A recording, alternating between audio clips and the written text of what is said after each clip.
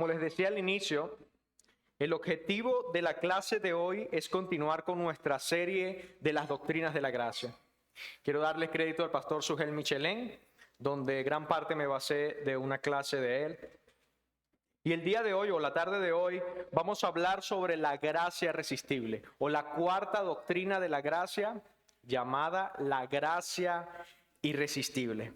Pero primero, quiero que recordemos cuáles fueron las tres doctrinas anteriores. ¿Alguien recuerda cómo se llama la primera doctrina de la gracia? Excelente, depravación total. Nosotros aprendimos que de acuerdo a las Escrituras, el hombre en su estado natural está muerto espiritualmente. El hombre no puede, no quiere, ni desea a Dios. Y esta incapacidad que tiene el hombre es voluntaria. El hombre no puede buscar a Dios porque el hombre odia a Dios. El hombre es enemigo de Dios.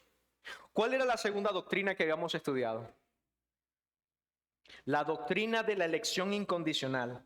Vimos que debido a que el hombre está condenado y no puede salvarse a sí mismo, es necesario que alguien externo a él lo pueda salvar. Aprendimos que Dios, para manifestar su gloria, Él escoge a algunos de entre toda la humanidad rebelde para mostrarles gracia.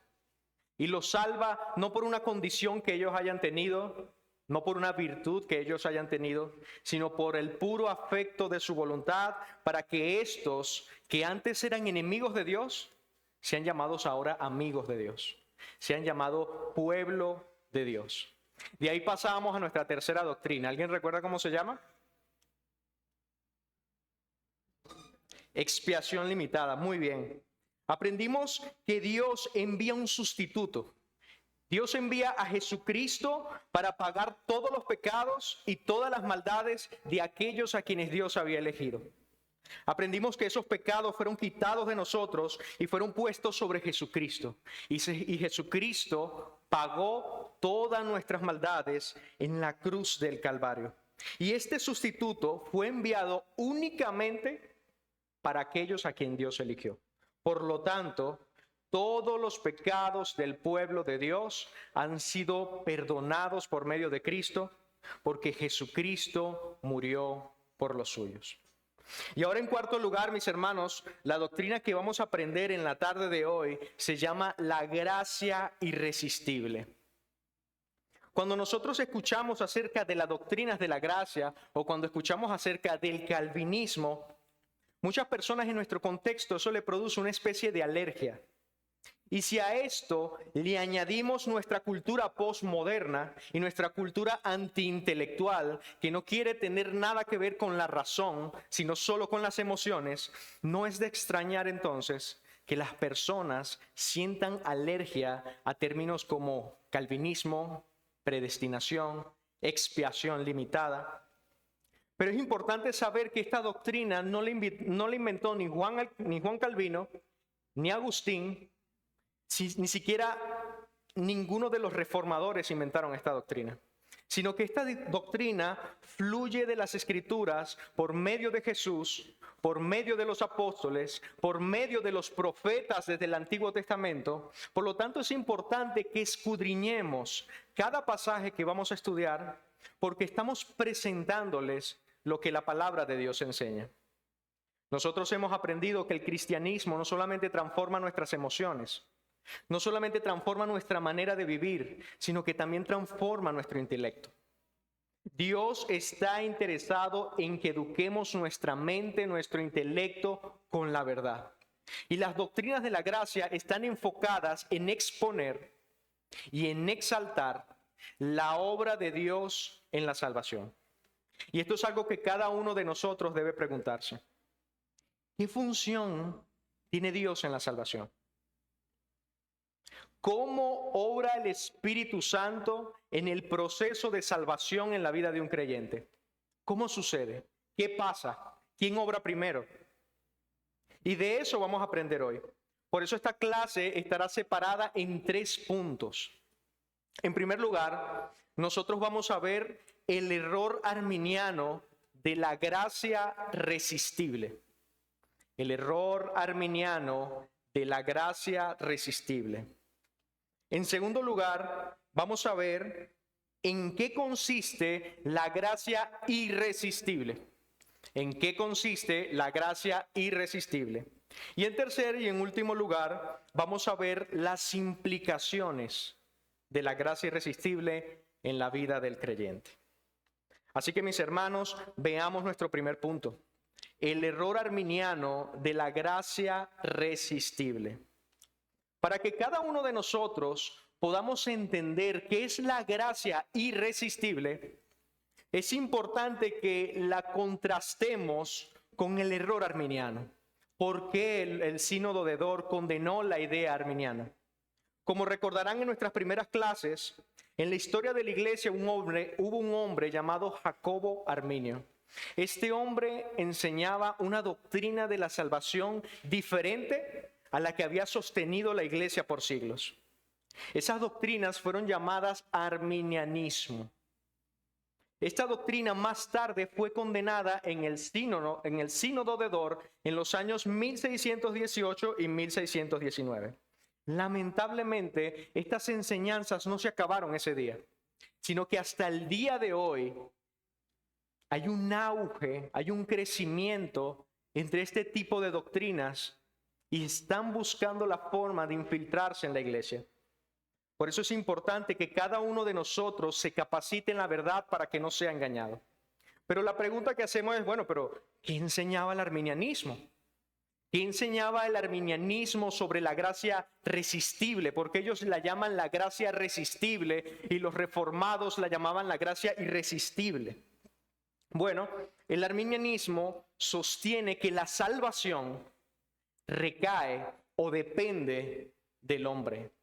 La salvación no depende al final de Dios, sino que el arminianismo enseñaba que la salvación depende del hombre. La decisión final la toma el pecador. El hombre es quien al final debe decidir si acepta la salvación que Dios le ofrece o la rechaza. Bajo esta premisa, ellos afirmaban que Dios no puede hacer absolutamente nada si el hombre no le da permiso. Imagínense eso. Dios no puede obrar en la tierra, Dios no puede hacer nada si el hombre no le da permiso a Dios.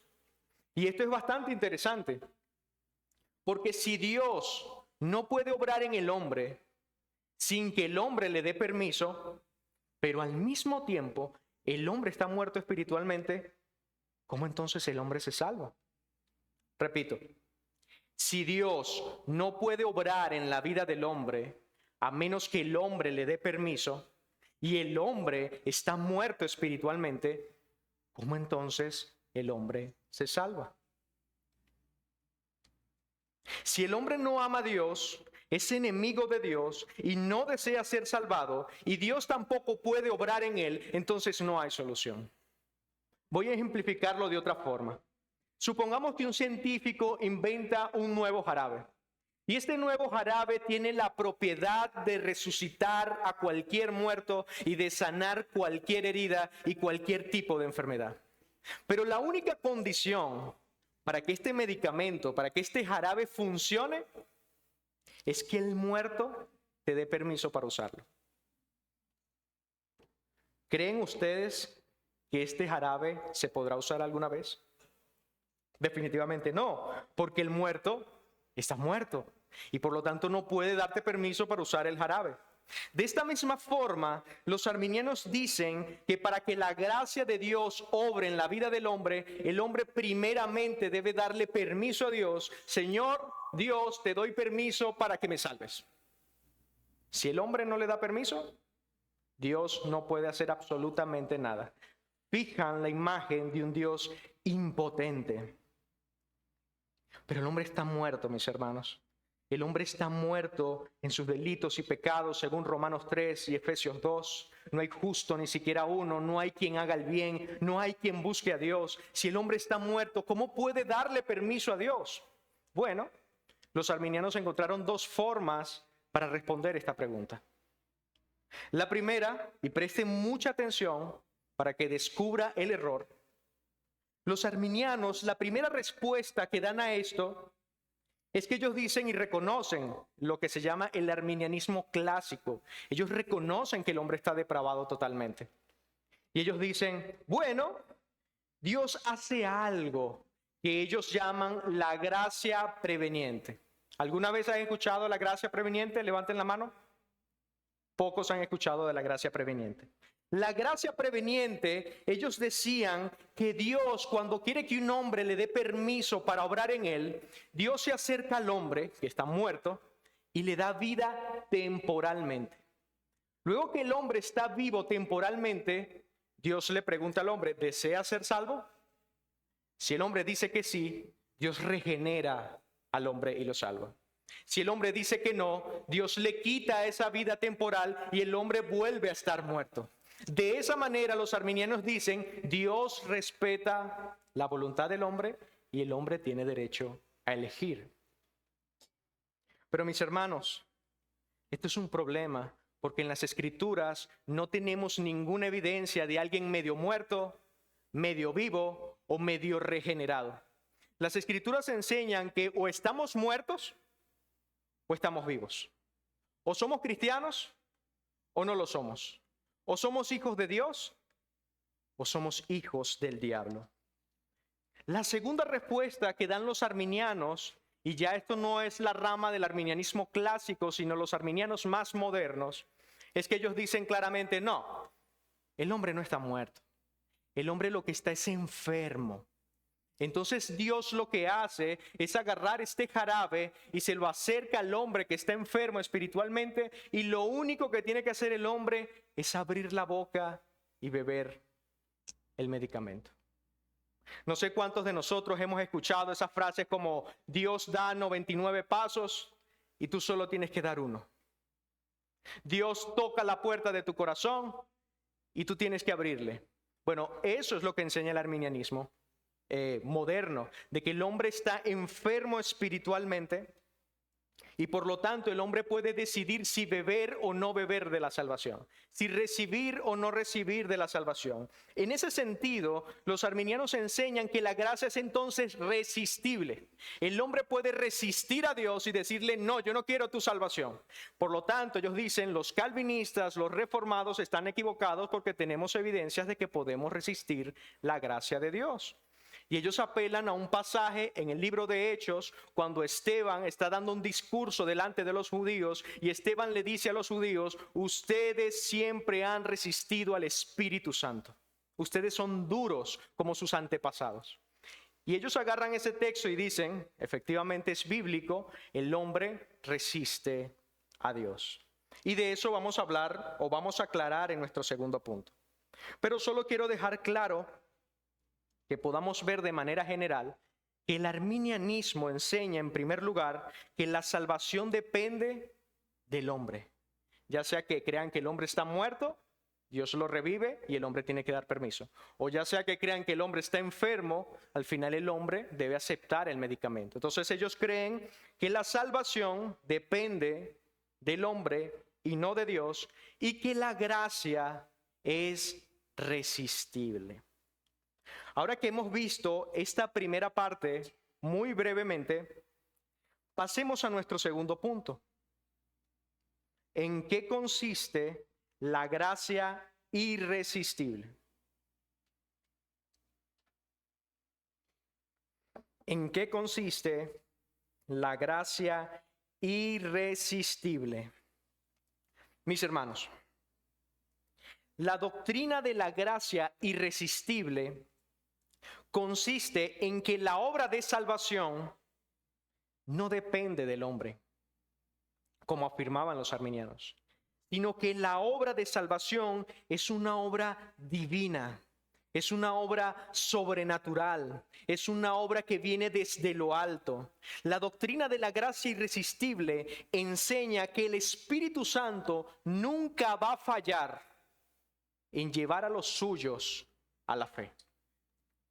La doctrina de la gracia irresistible enseña que el Espíritu Santo obra de manera eficaz, segura, soberana para salvar a su pueblo. ¿Cómo lo hace?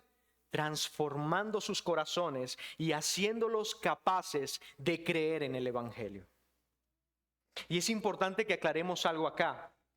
Cuando nosotros usamos el término gracia irresistible, es un poco confuso. ¿Por qué es confuso?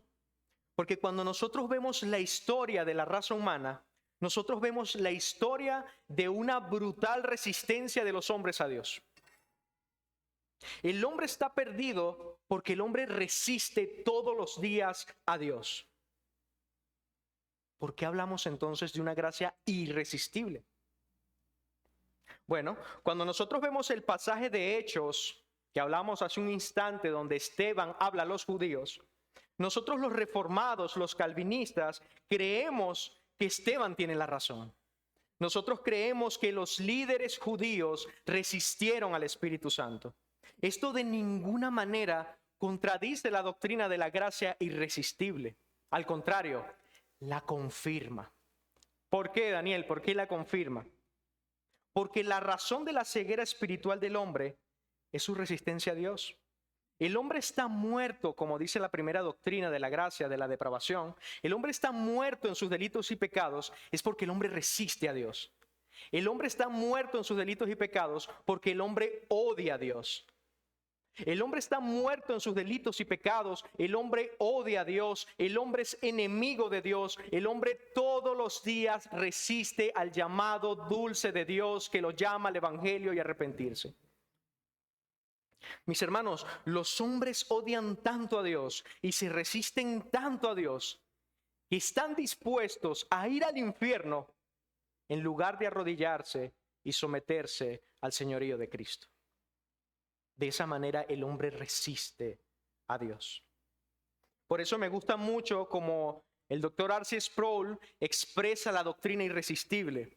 Él dice que a pesar de toda esta feroz resistencia que el hombre tiene en contra de Dios, a pesar de todo este odio, de esta enemistad, de este camino separado que el hombre tiene de Dios, a pesar de todo esto, esta gracia de Dios es tan poderosa, es tan fuerte, que vence eficazmente nuestra resistencia.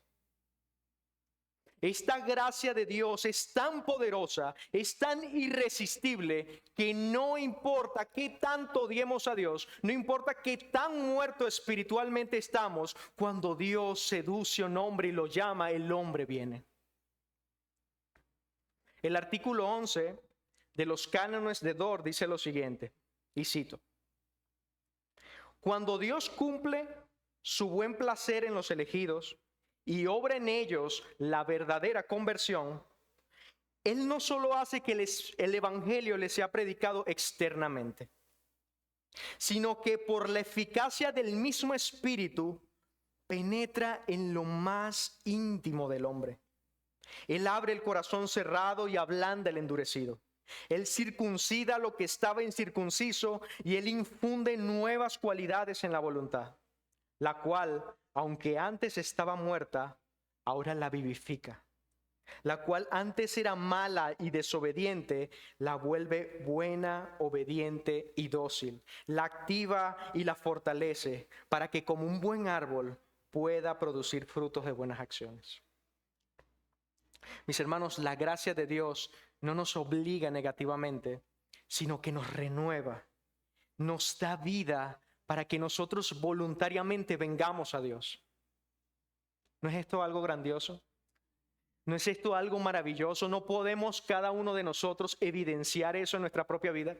Que a pesar de que odiábamos a Dios, y a pesar de que andábamos caminos contrarios a Dios, Dios irresistiblemente nos llamó y nos sedujo con su Espíritu Santo, de tal manera que empezamos a amarlo, empezamos a desearlo, empezamos a querer saber todo acerca de Él, empezamos a caminar rectamente, y hasta el punto del día de hoy que vemos y decimos, wow, ¿en qué momento pasó todo esto?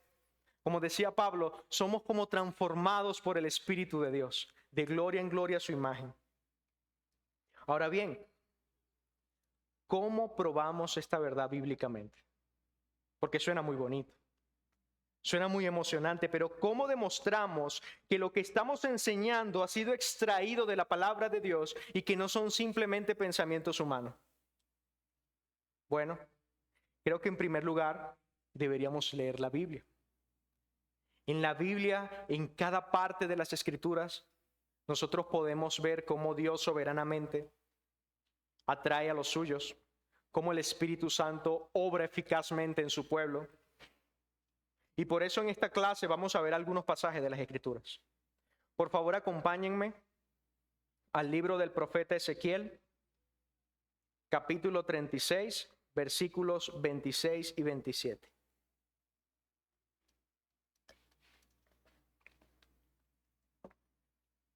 Libro del profeta Ezequiel, capítulo 36, del 26 al 27.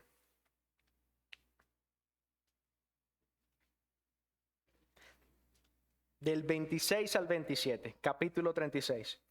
Dice así la palabra del Señor. Os daré un corazón nuevo y pondré un espíritu nuevo dentro de vosotros. Quitaré de vosotros el corazón de piedra y os daré un corazón de carne. Y pondré mi espíritu dentro de vosotros y haré que andes en mis estatutos. Para nosotros entender este pasaje es importante que recordemos la doctrina de la depravación. El hombre está muerto. El hombre odia a Dios y está muerto espiritualmente. Recordemos Romanos 3, no hay justo ni siquiera uno, no hay quien busque a Dios, no hay quien entienda. Todos se desviaron, todos se volvieron inútiles. Y Jeremías 17 dice que el corazón es engañoso más que todas las cosas. Es perverso, el corazón del hombre es engañoso, es mentiroso, lleva caminos de maldad. Entonces, ¿qué leemos en este pasaje de Ezequiel? Bueno, vemos una promesa. Vemos una promesa de que a pesar de que el corazón del hombre es perverso, de que a pesar de que el corazón del hombre es malo y sus caminos son torcidos, Dios promete un nuevo corazón. Es interesante porque la promesa no dice que el hombre desea andar en los estatutos de Dios. Ni tampoco dice que Dios de alguna forma le pide permiso al hombre para darle un nuevo corazón. Sino que dice que Dios toma la iniciativa. Dios es el que toma la iniciativa dando un corazón nuevo y un espíritu nuevo. Dios es quien toma la iniciativa y quita el corazón de piedra y da un corazón de carne. Dios es quien pone su espíritu dentro de ellos. Y como resultado de todo esto, ¿qué pasa? El hombre empieza a andar en sus estatutos. Dios obra irresistiblemente con su gracia, cambiando el corazón del pecador, y envía su Espíritu Santo, y eso trae como consecuencia que el hombre a quien se le ha dado un nuevo corazón y un nuevo espíritu empiece a caminar y a andar rectamente en los caminos del Señor. Vuelvo a preguntar, ¿puede alguno de nosotros confirmar esto al día de hoy? ¿Puede alguno de nosotros confirmar en su propia vida que lo que está diciendo esta promesa es real? ¿Puede alguno de nosotros confirmar que tenía un corazón de piedra y que Cristo cambió ese corazón de piedra y nos ha dado un corazón nuevo? Que nos ha dado un espíritu nuevo, que su Espíritu Santo mora en nosotros y nosotros deseamos caminar recta y perfectamente delante de Dios. Podemos confirmar que esta promesa se ha cumplido. Pero en segundo lugar vamos a ver otro pasaje y quiero que por favor me acompañen al Evangelio de Juan, capítulo 3, versículos del 1 al 3. Evangelio de Juan, capítulo 3, versículos del 1 al 3.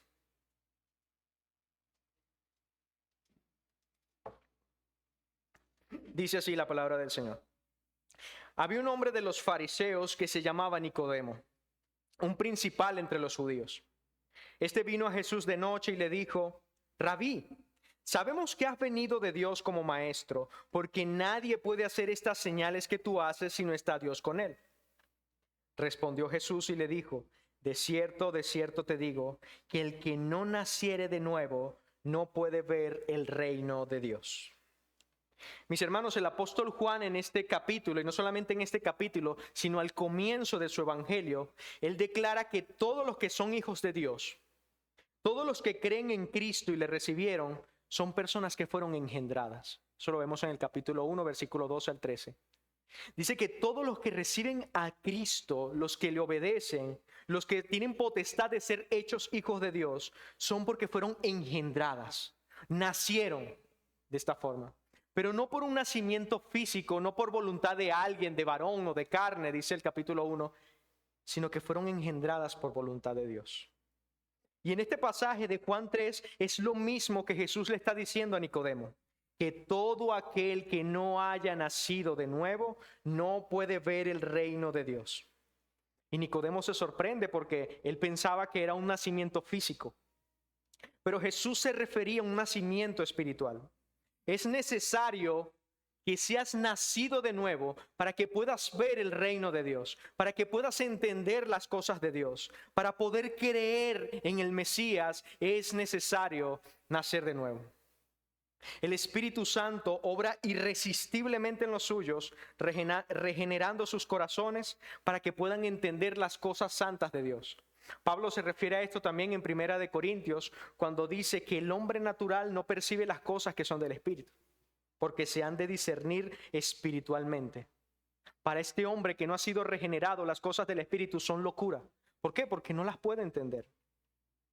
Y lo mismo vemos en el caso de Lidia en el libro de Hechos, una mujer de Tiatira que estaba escuchando la predicación de Pablo, y dice la palabra de Dios que Dios abrió el corazón de Lidia para que estuviera atenta a lo que Pablo estaba diciendo. Fue Dios quien actuó primero. Dios abrió el corazón de Lidia para que escuchara el mensaje del evangelio, creyera y se bautizara y fuera salva. Pregunto, ¿quién fue el que abrió el corazón de Lidia? ¿Lidia misma? ¿Pablo? ¿O el Espíritu Santo? El Espíritu Santo. Es absurdo creer que Pablo tenía tal poder o que Lidia misma tenía tal poder de abrir los corazones muertos. Fue el Espíritu Santo. Él actuó de manera irresistible en Lidia para que escuchara el mensaje y aceptara el evangelio.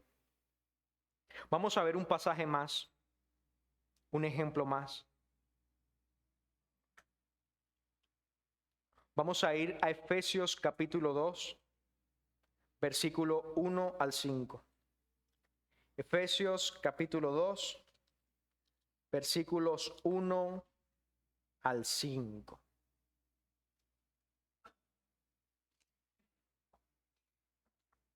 Efesios 2, versículo 1 al 5.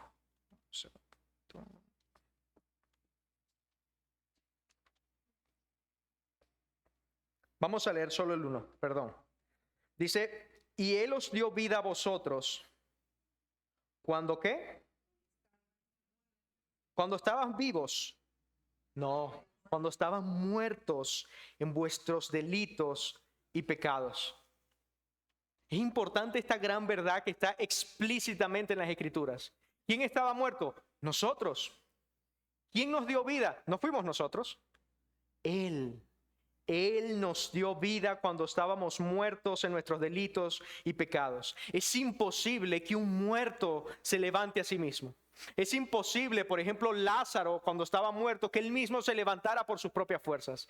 Tuvo que venir alguien externo a él, que tuviera fuerza, que tuviera poder, que tuviera autoridad de levantar a los muertos. Y ese fue Jesús. Así como Jesús es el que levantó a Lázaro, de esa misma forma Jesús, por medio del Espíritu Santo, levanta a los muertos espirituales de todas partes del mundo y abre sus corazones, les da un nuevo corazón, les da su Espíritu Santo para que ellos escuchen el Evangelio y crean y vengan a ser llamados amigos de Dios, pueblo de Dios. Hay otro pasaje en Juan cuando Jesús dice que ninguno puede venir a Él si el Padre que lo envió no lo trajera primero. Hay demasiados textos en la Escritura. Podemos ir desde Génesis hasta Apocalipsis y en cada libro de la Biblia podemos ver cómo es Dios quien soberanamente, eficazmente actúa irresistiblemente en el hombre. Hubo un momento donde Jeremías no quiso predicar más el Evangelio y dijo que ya, hasta aquí, ya no voy a hablar más del Evangelio. Esto me ha traído muchos problemas. Ya no voy a hablar más de la palabra de Dios. Y él dice, pero no pude, porque sentía que me consumía por dentro. Y él dice en sus lamentaciones, oh Jehová, me sedujiste y yo fui seducido. Lo mismo hace con el Señor con cada uno de nosotros. Él nos seduce. Él actúa irresistiblemente en cada uno de nosotros, de manera que voluntariamente decimos, sí, Señor. Es como cuando estás discutiendo con alguien o has peleado con alguien y viene esa persona amablemente y te dice, ven, arreglemos las cosas. Y uno, no voy a arreglar nada. Ven, arreglemos las cosas. Y su amor, su dulzura, llega a un punto que te quiebra y dices, perdóname. Sí, vamos a resolver las cosas. Bueno, de esa forma, el Espíritu Santo con su dulzura, Él ama y atrae a su pueblo. Lo convence, le muestra las maravillas de Cristo, le muestra el amor de Cristo hacia él, de tal manera que el pecador cae rendido y dice, sí, Señor Jesús, yo te quiero seguir. Dice el Salmo 110, verso 3, que tu pueblo, oh Dios, se te ofrecerá voluntariamente en el día de tu poder. Por lo tanto, mis hermanos, no creamos que la doctrina de la gracia irresistible significa que vamos a Dios en contra de nuestra voluntad. No, Dios nos da vida, Dios nos regenera y nosotros voluntariamente vemos que Él es lo más precioso que hay, que Él es ese tesoro en medio del campo por el cual estamos dispuestos a venderlo todo para seguirlo y voluntariamente lo seguimos. Nosotros no debemos creer en el error arminiano. Nosotros no debemos creer que nosotros podemos limitar el poder de Dios. Nosotros no podemos suavizar el poder de Dios. Hay incluso muchos que tratan de suavizarlo y decir, Dios es un caballero. Dios no hace nada sin tu permiso, Él es un caballero, Él respeta. Si tú no quieres nada que ver con Él, Él no va a actuar contigo. A mí me gusta más como lo dice Sugel. Él dice, Dios es como un ejército. Dios es como el equipo de SWAT de los Estados Unidos, que entra a los lugares más difíciles a rescatar a aquellos que están secuestrados. De la misma forma, el Espíritu Santo vino, asalta la fortaleza de Satanás, quita todas las cadenas, saquea todos sus bienes, nos liberta y cuando nos libera, lo que decimos nosotros es, gracias Señor. Ninguno dice, no, déjame, yo me regreso. No, todos somos o fuimos, esclavos de nuestros pecados, éramos esclavos de Satanás, éramos obedientes a nuestro amo malvado que era Satanás. Y vino Cristo, quien es el hombre fuerte, vino a su fortaleza, lo destruyó y nos libertó. Y ahora gracias a Cristo, irresistiblemente a Cristo, nosotros podemos permanecer junto a Él. Y ahora somos suyos. Su gracia irresistible no va a dejar que ninguno de nosotros se pierda. Qué bueno es Cristo. Gloria al Señor por su gracia irresistible.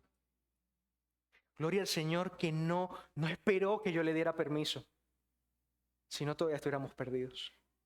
Gloria al Señor que cuando me vio ahogado en las profundidades de mi pecado, no me preguntó y me dijo, ¿quieres ser salvo? Sino que se lanzó.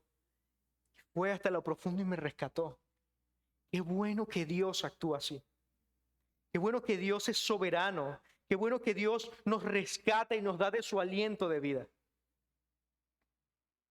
Mis hermanos, vamos a recordar lo que hemos visto hasta ahora. En primer lugar, vimos que el arminianismo enseña que el hombre toma la iniciativa de la salvación, que la gracia es resistible, que el Espíritu Santo persuade pero no convence a nadie. En segundo lugar, vimos que la gracia irresistible, Dios toma la iniciativa a través del Espíritu Santo. Vimos que la regeneración es obra exclusiva de Dios. Vimos que Dios obra irresistiblemente con su gracia, dándonos un nuevo corazón. Obra irresistiblemente con su gracia, engendrándonos y haciéndonos nacer de nuevo. Obra irresistiblemente con su gracia, abriendo nuestros corazones y nuestros oídos para que escuchemos la palabra de Dios. Y que gracias a eso podemos venir voluntariamente a Él para adorarle. Ahora veamos en último lugar, ¿cómo esta doctrina impacta nuestras vidas? ¿Cómo estas doctrinas impacta o qué implicaciones tiene esta doctrina en nuestras vidas? Por eso mi tercer y último punto se llama implicaciones prácticas de la gracia irresistible. Implicaciones prácticas de la gracia irresistible. Mis hermanos, la gracia irresistible no solo es teología intelectualmente hablando, sino que tiene implicaciones profundas y palpables en cada una de nuestras vidas y en nuestros ministerios. Nos recuerda que la salvación es una obra exclusiva de Dios, lo que nos libera de cargas innecesarias para tratar de convencer a las personas. Y nos llena también de confianza y gratitud. Por ejemplo, una de las implicaciones que la doctrina de la gracia irresistible trae para los que estamos de este lado, lo que tenemos la tarea de llevar y enseñar al pueblo de Dios, es que nos libra de la presión de tratar de lograr a convencer a las personas por nuestras propias fuerzas. El predicador no depende de su elocuencia o de sus métodos persuasivos para que las personas se conviertan, sino que confía en la obra y la gracia irresistible del Espíritu Santo. Pablo en 1 Corintios dice, yo planté, Apolos regó, pero el crecimiento, ¿quién lo dio? Dios, el Señor. Y esto es interesante porque escuchaba a un pastor que decía que nosotros tenemos ejemplos en las Escrituras de sermones poderosos. Uno de esos sermones es el mismo de Esteban que estamos hablando. Cuando tú lees el capítulo 7, Esteban los pasea desde el Antiguo Testamento hasta el Nuevo para mostrar que Cristo es el Señor. ¿Y qué pasó con ese sermón? Ninguno se convirtió. Todos lo apedrearon. O en el caso del profeta Isaías, que durante más de 40 años predicó la palabra del Señor. ¿Y cuántos se convirtieron? Ninguno. Y esto es algo paradójico, digamos de una forma, porque el Señor, con los sermones poderosos que pareciera que el Espíritu Santo pudiera actuar por allí, el Señor muchas veces no lo hace, porque Él quiere demostrar que la excelencia del poder está en Él y no en la habilidad del predicador. De la misma forma, hay ejemplos de sermones muy débiles, e incluso ni siquiera pudieran llamarse sermones, en los que el Espíritu Santo obró poderosa y eficazmente en la vida de las personas. No sé cuántos de ustedes alguna vez han escuchado el sermón de pecadores en las manos de un Dios airado. Dice la historia que Jonathan Edwards agarró las notas y leyó textualmente el sermón durante todo el servicio porque tenía miedo y le temblaban las piernas. Pero ese sermón fue tan poderoso que produjo un avivamiento y las personas se agarraban de las columnas y decían, Señor, sálvame, no quiero irme al infierno. Y esto es glorioso y poderoso y confortador para los que están de este lado. No porque excusa una mediocridad o significa que no debamos esforzarnos para enseñar la palabra de Dios fielmente. Dios nos guarde de creer eso. Incluso Dios juzgará a todos aquellos que tuerzan el evangelio. Pero nos libra de la carga de creer que de alguna manera nosotros podamos manipular emocionalmente a la congregación para que crea. Ya sea prometiéndole cosas terrenales como salud, riqueza, ven a Cristo y tendrás riqueza, ven a Cristo y tus problemas matrimoniales se acabarán, ven a Cristo y tú nunca más te enfermarás, lo cual es mentira. Pero Dios es tan soberano, el Espíritu Santo actúa tan poderosa e irresistiblemente que muchos de nosotros nos convertimos con sermones así. ¿Recuerda cuándo fue que creíste en el Evangelio? Muchos de esos sermones ni siquiera nos llamaban al arrepentimiento. Muchos de esos sermones ni siquiera mostraban con claridad quién era Cristo. Y Cristo usó eso para nosotros llevarnos a reconocer nuestra bancarrota espiritual y decirles, Señor Jesucristo, necesito que me salves. La gracia irresistible nos recuerda que el Espíritu Santo es quien convence de pecado, de justicia y de juicio. Pero en segundo lugar, mis hermanos, las implicaciones que la gracia irresistible trae para la vida del creyente es que nos vuelve más humildes y nos vuelve más agradecidos. Cuando nosotros entendemos que nuestra salvación es obra únicamente de Dios, nos humillamos y reconocemos que no hay lugar para el orgullo. No fue porque tú eras más inteligente, no es porque tú eras más sensible, no es porque tú tienes una capacidad de entender las cosas que los demás no tienen. No, eras enemigo de Dios y Dios en su gracia mostró misericordia. La salvación depende única y exclusivamente del Espíritu Santo. Dice Efesios, porque por gracia sois salvos por medio de la fe. Y esto no es de ustedes, esto no es de vosotros, sino que es don de Dios, no por obras, para que nadie se gloríe. Entender que la obra de la salvación depende únicamente, exclusivamente de Dios y que fue el Espíritu Santo quien me convenció y me transformó, nos vuelve personas más humildes. Mis hermanos, también la doctrina de la gracia irresistible no solamente nos hace más humildes, sino que nos da seguridad. Porque si depende de nosotros, ¿qué pasa si yo cambio de opinión mañana? Nosotros somos seres mutables. Hoy estamos bien, mañana estamos mal, hoy estamos contentos, mañana estamos molestos, hoy nos apasiona una cosa, mañana la detestamos. En cambio, cuando sabemos que es el Espíritu Santo quien irresistiblemente nos sostiene y nos llama a Cristo, esto nos da seguridad de que permaneceremos hasta el fin, y de esto lo vamos a hablar en la próxima clase. Pero Filipenses dice que el que comenzó la buena obra en nosotros, la perfeccionará. ¿Hasta cuándo? Hasta el día de Jesucristo. Eso debe darnos paz en medio de los problemas. Y no solamente eso, sino que nos motiva a la santidad. Dios nos dio a su Hijo, Dios murió por nosotros, Dios nos salvó y nos dio vida espiritual para que seamos su pueblo. Por lo tanto, eso nos debe motivar a andar rectamente. Dios nos dice, ustedes son míos. Qué alegría debe producir en cada uno de nosotros saber que te diga, hermano, Cristo dice, tú eres mío. Tú eres mía, hermana. Por lo tanto, eso es una motivación suficiente para que nosotros busquemos agradarle en todo. Pregúntate, ¿de qué manera puedes agradecer a Dios por tu salvación?